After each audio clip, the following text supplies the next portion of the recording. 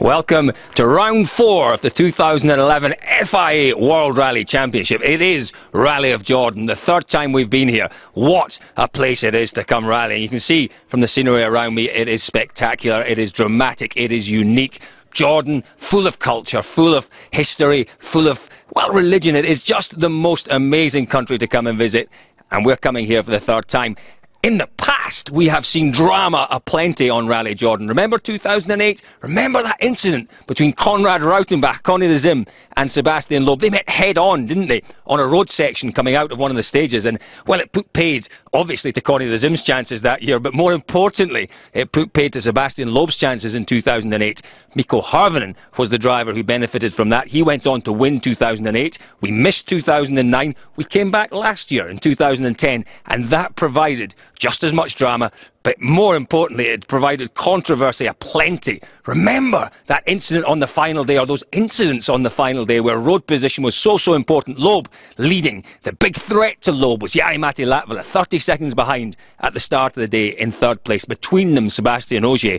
What happened? Ogier mysteriously let out a service. Supposedly his car had an electrical problem, dropped him behind Latvala. Latvala's chances of winning that event had gone, so we thought. What did Ford do to respond? They moved Mikko Harvonen up in front of Jari-Matti Latvala. It was just unbelievable. We're standing at the end of the first stage on the final morning thinking, what is going on here? Well, the FIA had something to say about that. As it happened, Sebastian Loeb went on to win that event, and it was probably one of the most dramatic events of 2010.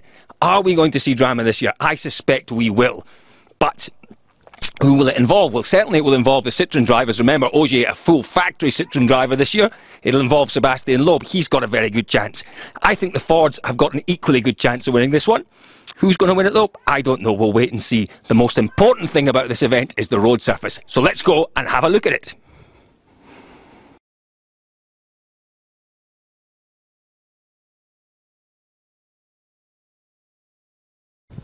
So this is the Mount Nebo stage. We're down where the rally runs now in the hills above the Dead Sea. As you can see, these are very, very interesting roads indeed. They're quite unique roads. When Rally Jordan was trying to get itself into the World Rally Championship, what, 4 or 5 years ago, there weren't really any suitable roads for rallying. What did they do? They made the roads. These were goat tracks 4 or 5 years ago.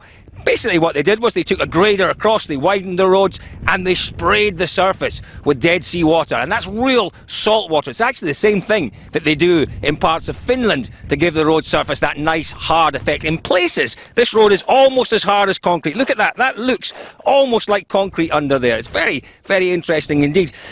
What caused all the controversy, though, last year? Remember, road position was a huge issue, and we saw on the final day some, well, quite outrageous tactics from both Citroën and Ford.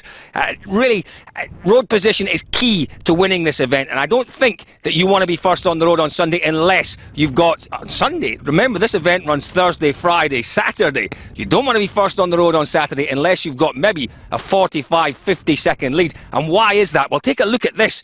That's really, really loose. OK, you've got that hard, almost concrete, almost tarmac-like surface underneath, but on the top is this fine, fine layer of loose gravel, and that is what slows you down. It makes braking difficult, it makes acceleration difficult, it just makes everything very, very difficult indeed. Now, the other thing that you've really got to look out for here are the blind crests. Just have a look at that one there. Now, on a lot of rallies, blind crests aren't so much of an issue because there's something to guide you across that crest. There may be trees, there may be bushes, there may be walls, there may even be street lights.